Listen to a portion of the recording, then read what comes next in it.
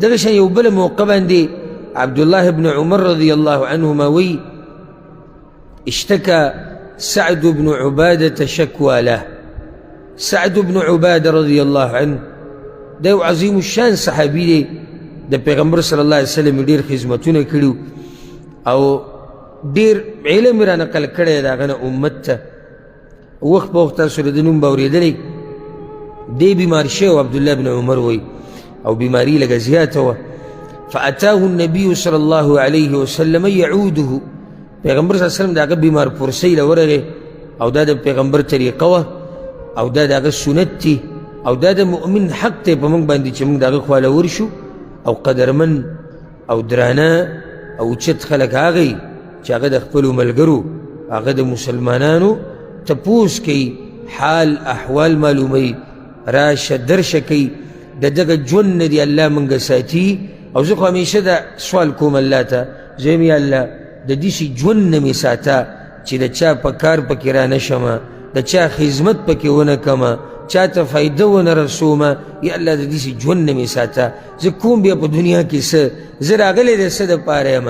زه به صرف دې دپاره راغلی یم چې زه به خېټه ډکومه، زه به بیا د ښځې نه شهوت پوره کومه، زما به بچي پیدا کېږي، بیا به د هغوی په خدمت کې لګیا یم او دغه زما ټوله دنیا شي. زه یم یا الله د داسې ژوند نه مې ساته، ژوند هغه ژوند راکړه یا الله چې په هغې کې د مؤمنانو خدمتي، د مسلمانانو خدمتي، د دې امت خدمت پکې، د چا په ښېګړه راشم، د چا په کار راشم.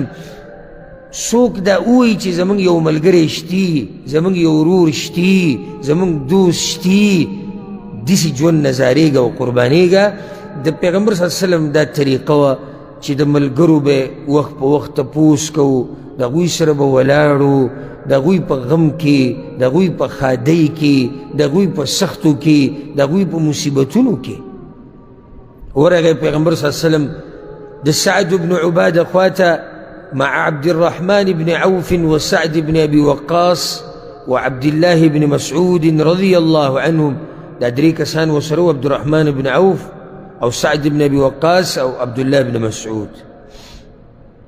فلما دخل عليه چې کله پیغمبر صلی الله علیه وسلم ورننوتو فوجده في غاشیة اهله، چې ورننوتو نو خپلوانو د سعد ګڼه جوړه کړې وه، ټول را جمع شوي وو هغه ته. او دا معمولي سړی نه دی، سعد بن عباده دا سردار دی، دا مشر دی، دا قدرمن او عزتمن سړی دی، قدرمن او عزتمن چې په ده باندې معمولي سخته راشي د ده سخته بیا د ټولو سخت دی. نو چې کله پیغمبر صلی الله علیه وسلم ورننوتو نو دا خپل خپلوان ګیر چاپېره ولاړ دي د هغه نه. پیغمبر صلی الله علیه وسلم وی قد قضا، مړ شوی دی که.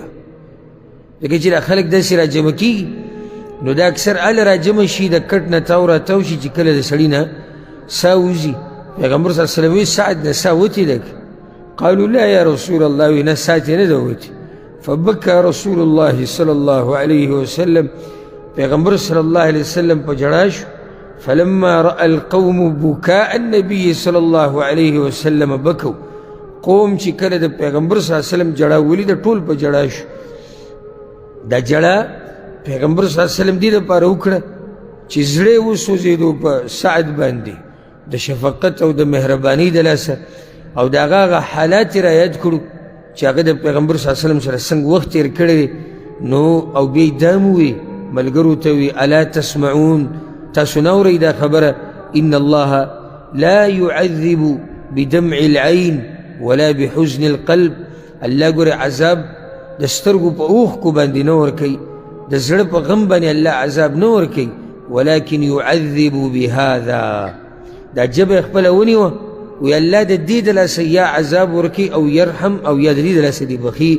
دغه جبه باندې چې دې څه ووي که داسې څه و چې د الله د دین خلاف دي نو عذاب پرې ته میلاویږي، او که داسې څه و چې د الله د دین خلاف نه وي او دیندارۍ خبره الله یې د هغې د لاسه بخي. پیغمبر صلی الله علیه وسلم په شهدای مؤته باندې هم جړلی و.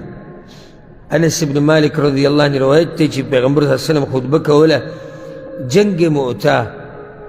جنگ مؤته یا غزا د مؤته د دې تفصیل په سیرت کې تیر شوی او دا آغا جنگ دی چی پا دی کی دا مؤمنانو 3 امیران 3 مشران او سن اشنا مشران چی دا شهیدان شوی دی. پیغمبر صلی اللہ علیہ وسلم زید مشر کڑیو او بیوی که زید لسی چلو شنو جعفر او که جعفر لسو شنو عبداللہ ابن رواحہ. انس ابن مالک کوئی پیغمبر صلی اللہ علیہ وسلم خطبہ کولا اللہ تا دا منظر خو دا معجزه دا، اللہ تا دا منظر خو دا جنگ چی سر روان دی. وی اخذ الرایت زید جنڈوی دا زید سر دفع اصیب اگا شہید کڑے شو. یہ روایت کی رضی وی ملگرو ٹولو اللہ اکبر ہوئی او پا جمعات کی جڑاگانی دا ملگرو اچتی شوی. ثم اخذها جعفر جنڈو است جعفر سر دا ابن ابی طالب رضی اللہ عنہ فاصیب اغم شہید شو. دسترگونے و سروخ کی روانی وی ملگرو بیا اللہ اکبر ہوئی او طول پا جڑاش. ثم اخذها عبداللہ بن رواح جنڈو است عبداللہ بن رواح سر دا او اغم شہید شو ملگرو اللہ اکبر ہوئی. او دا لوی تکلیفی چی دا سڑینا دا سی دیندار ملگری لری پا یو علاقہ کی اغا شہید شی او اغا دا اللہ پلار کی ہوا جلیش نو جمعات کی طول جڑا روانو. ثم اخذها خالد بن الولید جنڈ دا خالد بن الولید سر دا وس. یو روایت کی رضی دا اللہ پا تورو کی یوی توری اغا جنڈ چی دا اغا راغستی دا.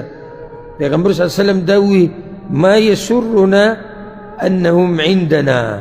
یو روایت کی رضی ما یسرهم انہم عندنا زمان دانا دا خوخا چی دا ملگری دی دلتا وی. یعنی مطلب داری چی ردوی شہادت پا دی منگا خوشحالی کو چی اللہ والا دمرا اچت مقام ورکو. وعیناہو تذریفان او دسترگو نیوخ کی روانوی دا پیغمبر صلی اللہ علیہ وسلم پا منبر دا پاس ہے چی کل دا خبری کولی. یہ روایت کی رضی چی پیغمبر صلی اللہ علیہ وسلم دا جعفر او دا زید رضی اللہ عنہما دا مرک خبر ورکو. وعیناہو تذریفان او دسترگو نیوخ کی روانی. عبداللہ ابن مسعود رضی اللہ عنہ یہ روایت کی دا خبر کردی. دا روایت امام عبدالرزاق پخپل مصنف کی راوڑی وکل چی زید ابن حارث رضی اللہ عنہ پا جنگ موتا کی شہید شو. زید ابن حارث تاسو طول پیجنی چی پیغمبر پاگمانی سمر مینو. ابطأ اسامت عن النبی صلی اللہ علیہ وسلم فلم یاتی. نو اسامہ چی زید دے رضی اللہ عنہما دیرانگی پیغمبر صلی اللہ علیہ وسلم خوالا پا دقا ورز پا کم ورز چی دپلار شہید شو. رانگی دے پیغمبر صلی اللہ علیہ وسلم خوالا. ثم جاءه بعد ذلك بید آگینا سوخ بعد راگی یعنی پاکا ٹیم دے ندر آگی دے پیغمبر خوالا سوخی تیر کردے بیا دے پیغمبر خوالا راگی. فقام بین یدی النبی صلی اللہ علیہ وسلم نو دے پیغمبر صلی اللہ علیہ وسلم پخوا کی ودری دو فدمعت عینا او دا قد استرگو نوخ کی روانی وی دا پلار دا خبر چی کولا. فبکا رسول اللہ صلی اللہ علیہ وسلم نو پیغمبر صلی اللہ علیہ وسلم ان پا جڑاشو او بید اوی لما ابطأت عنا نویر اغل زمو خوالا. ثم جئت تحزننا الى بلا دیل رالی چی زمانگا غم دی بیارا تازکو. پیو روایت کی دا رازی فلما کان الغدو جاءہو پس سبال بیارا گئے. یا پا دق روایت کی رازی چی نندے واپس شو سبا بیارا گئے دا پیغمبر صلی اللہ علیہ وسلم خوالا او پیغمبر صلی اللہ علیہ وسلم پس زید باندی انتہائی بینو. فلما رآو النبی صلی اللہ علیہ وسلم مقبلا پدوی مورسی کل اسامر آگے او پیغمبر صلی اللہ علیہ وسلم ولیدو چی دیر روان دی طرف تا قال وی انی للاق منک اليوم ما لقیت منک امس. نندی اقا حالات پا منگ باندی بیارا وستو کم چی دی پرود را وستو. فلما دنا دمعت عینو چی کلا رانجدیشو داغا پسترگو کی موخ کرالی. فبکا رسول اللہ صلی اللہ علیہ وسلم نو پیغمبر صلی اللہ علیہ وسلم